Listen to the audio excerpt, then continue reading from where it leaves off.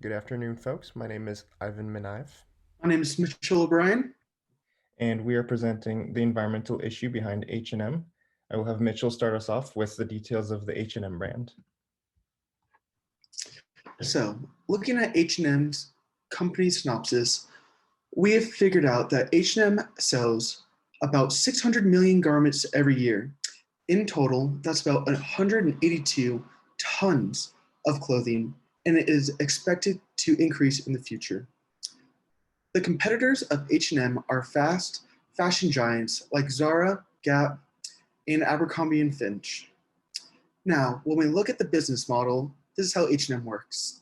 They work to make affordable, trending, and high quality fashion for all. And we saw that H&M made about $24.8 billion in 2019 by doing this trend. So H&M's environmental issue begins on many different levels. To start, its garments are neither biodegradable nor recyclable, and only 14.7% is environmentally friendly. And the company pledges that they are sustainable, even having a special tab on their website for sustainability when really they aren't. Combine that with new clothing styles, the older styles go out of style pretty fast. This encourages people to throw them away and buy new clothes, which is very wasteful. I will have Mitchell elaborate on how this is done. Thank you, Ivan. So, how does H&M do this? So, we saw that H&M tries to create new styles every week and every month to try to stay on trend, which makes people want to toss out their old clothes and buy new ones to start this trend and start the ball rolling. That makes people feel like they need to buy and acquire new clothing. Since their garments are not recyclable and they're single use only, they can only be trashed and thrown away.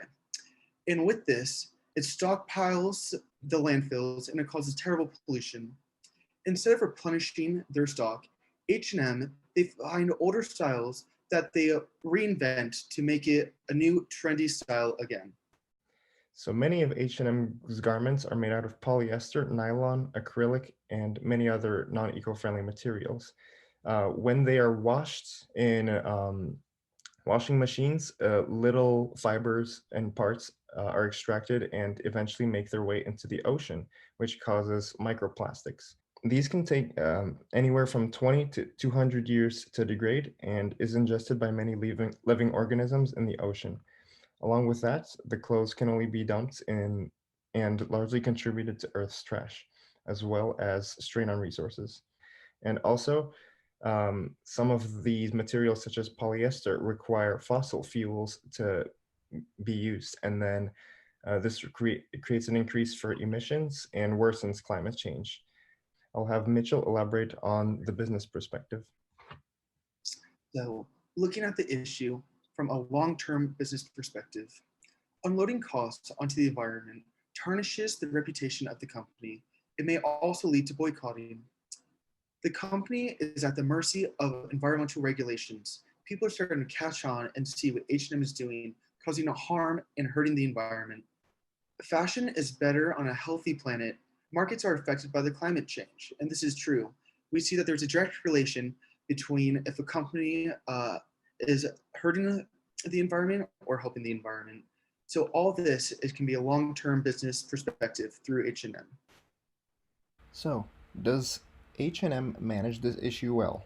We don't think so because the company is deceiving its customers and makes people think that it's sustainably it has sustainable practices when it isn't.